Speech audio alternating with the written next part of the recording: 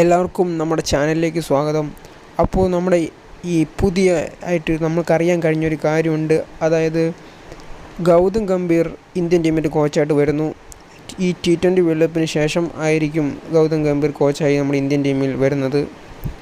പ്രമുഖ news channel വരെ ഇതിന് റിപ്പോർട്ട് ചെയ്തിട്ടുണ്ട്. ഗൗതം ഗംഭീർ ആയിരിക്കും നമ്മുടെ ഇന്ത്യൻ ടീമിൻ്റെ coach after the T20 world cup.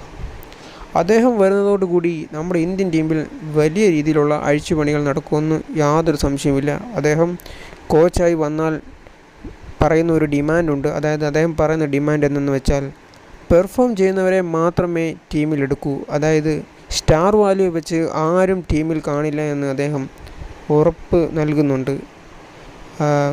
Vijay Hazare trophy നല്ലപോലെ കളിച്ചു കഴിഞ്ഞാൽ അവരെ ODI ടീമിലേക്കും IPL കളിച്ചു കഴിഞ്ഞാൽ അവരെ T20 ടീമിലേക്കും അതുപോലെ തന്നെ രഞ്ജി ട്രോഫി കളിക്കുന്നവർക്ക് ടെസ്റ്റ് ടീമിലേക്കും ഇടം നേടാൻ കഴിയുമെന്ന് ഗൗതം ഗംഭീർ പറയുന്നുണ്ട്.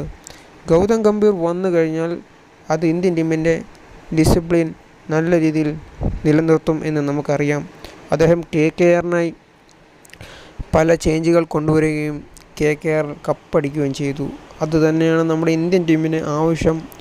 അതുപോലെ എല്ലാവരും ഒന്നടങ്കം ആഗ്രഹിക്കുന്ന ഒരു കാര്യമാണ് ഗൗതം ഗംഭീർ ഇന്ത്യൻ ടീമിൻ്റെ കോച്ചായിട്ട് വരട്ടെ എന്ന് നമ്മൾ ആശംസിക്കുന്നു.